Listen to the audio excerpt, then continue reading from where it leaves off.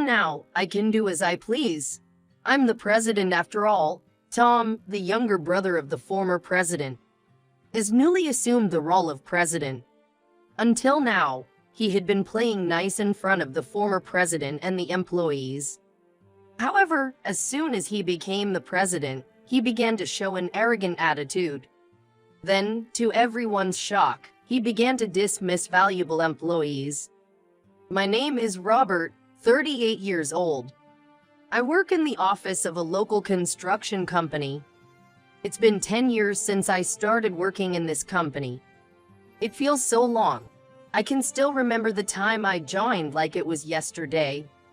Before coming here, I worked in the office of a general company in the city. I had an accident when I was in high school and became disabled in my leg.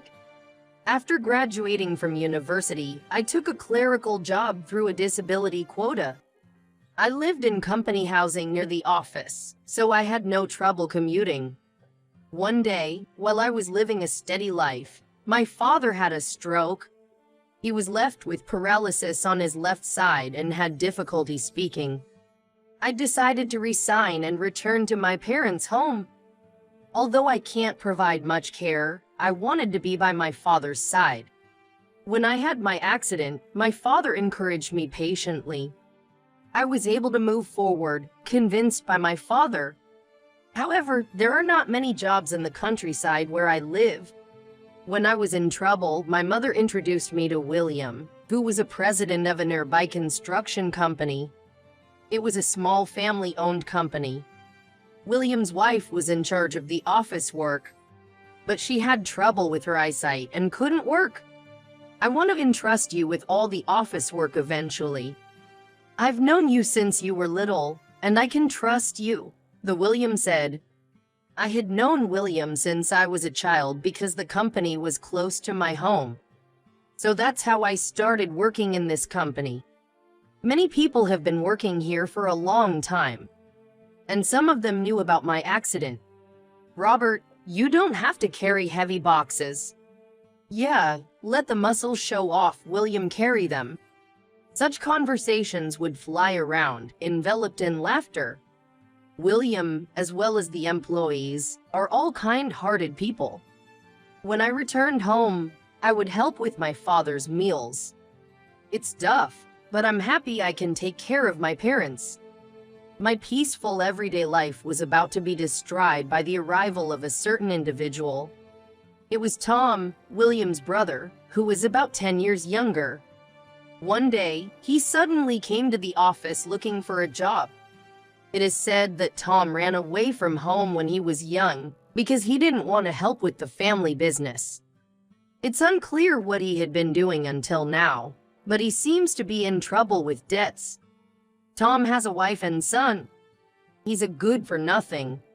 But his family is like my own family. I can't abandon them. Saying this, William decided to employ Tom.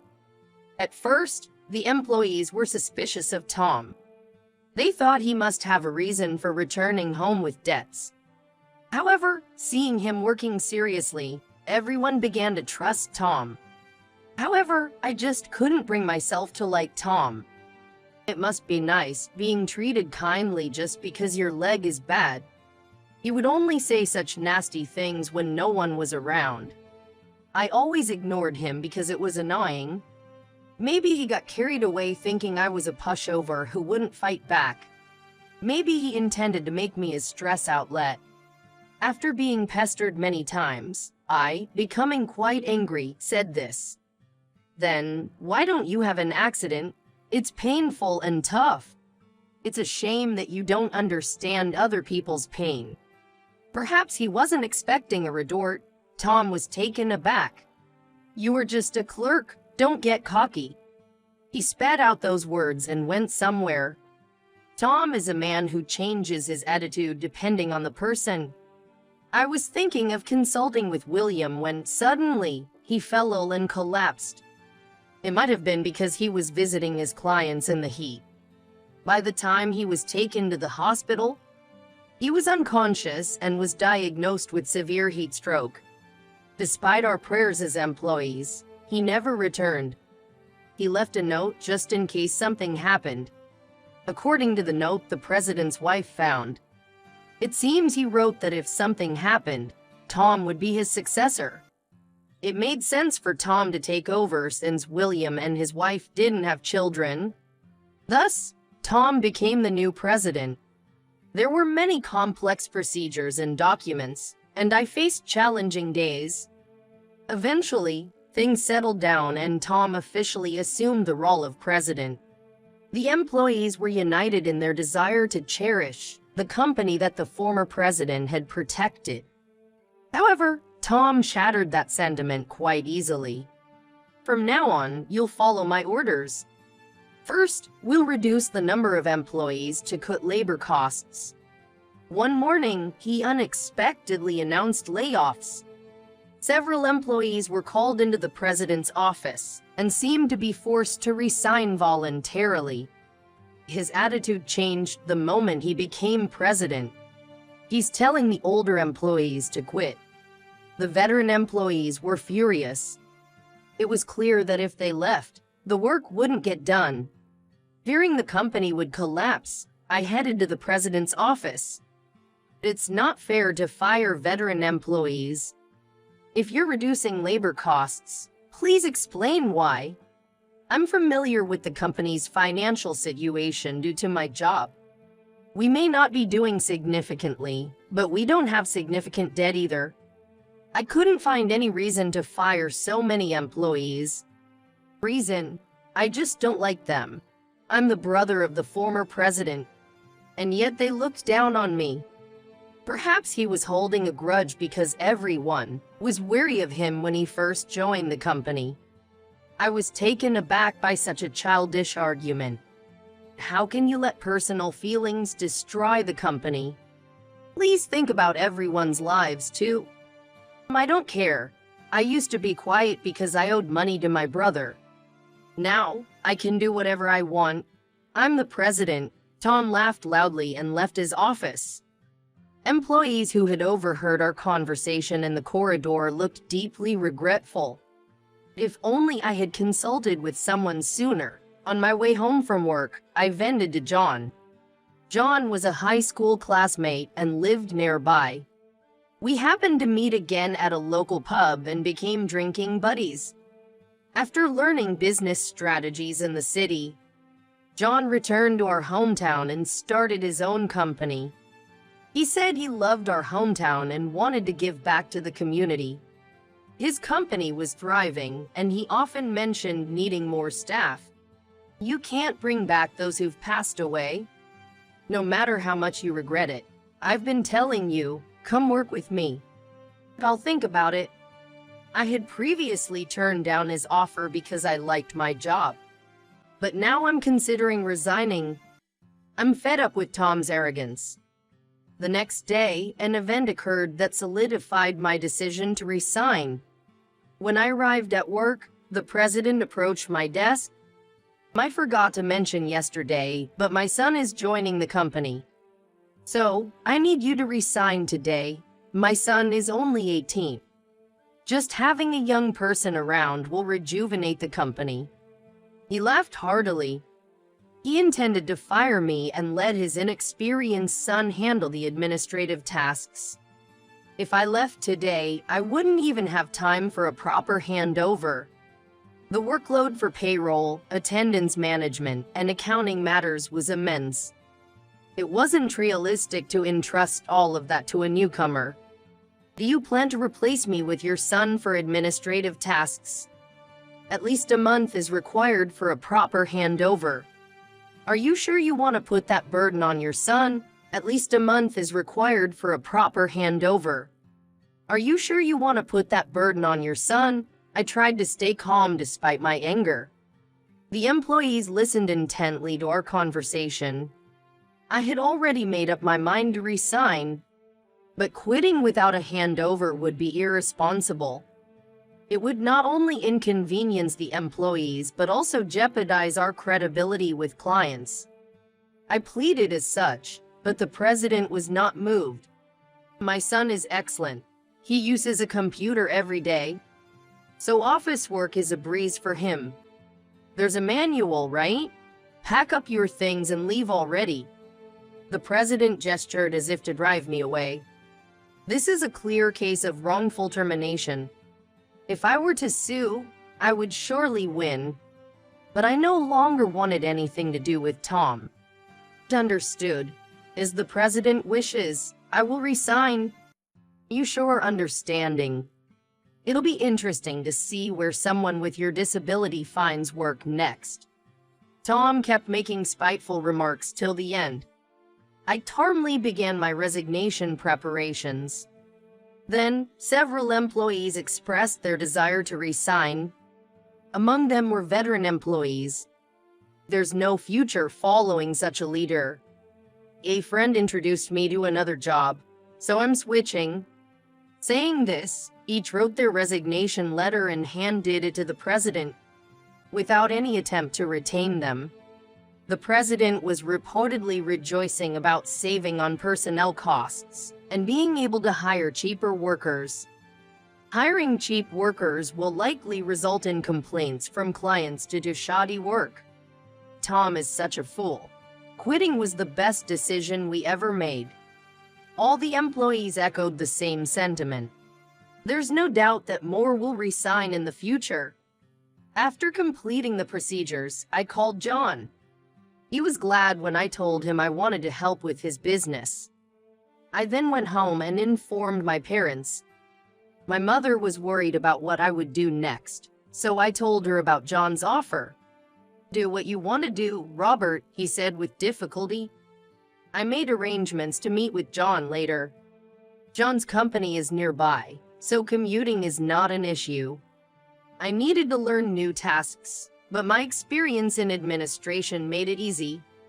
I quickly learned the job, much to John's surprise.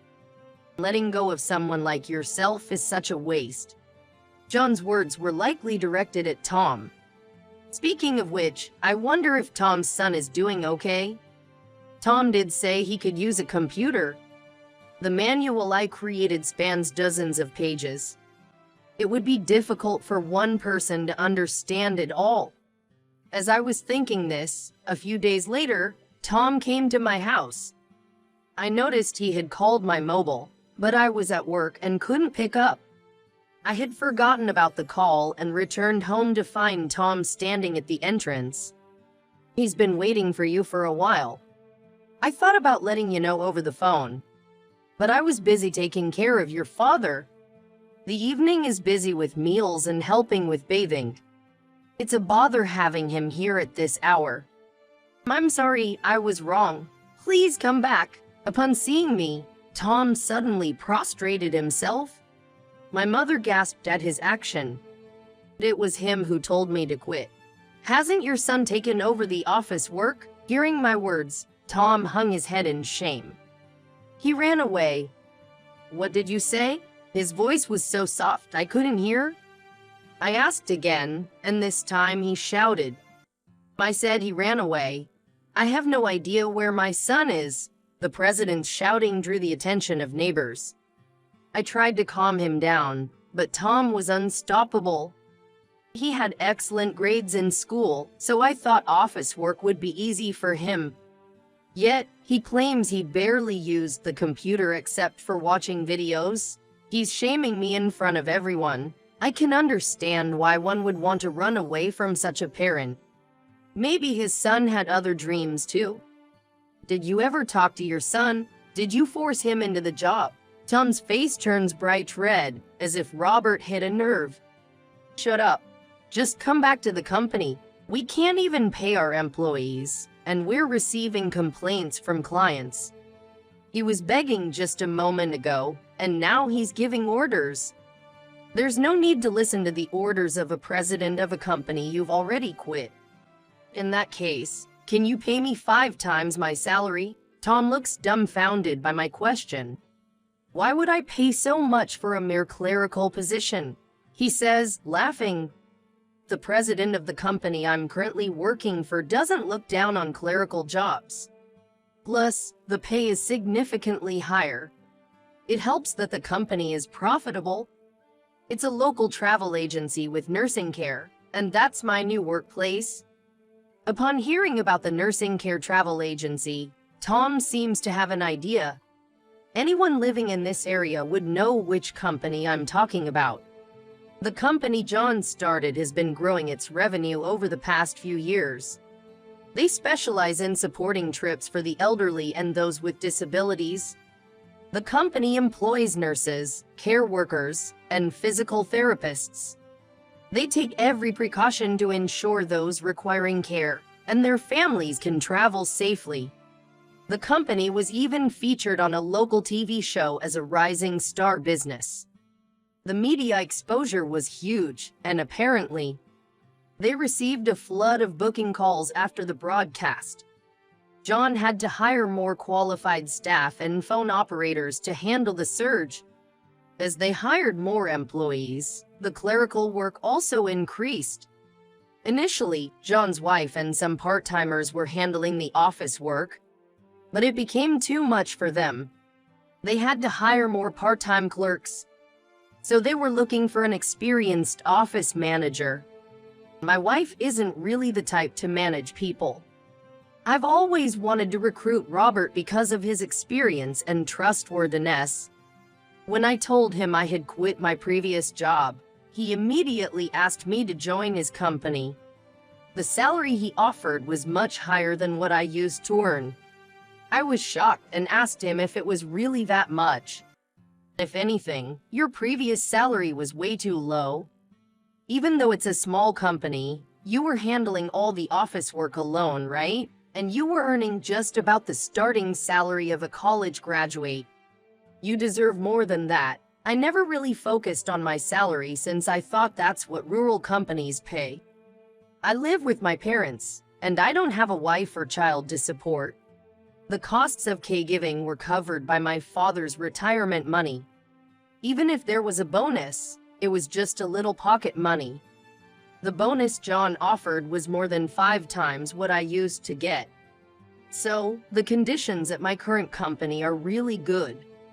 If you really want me back, you'll have to pay me 5 times what I was making before.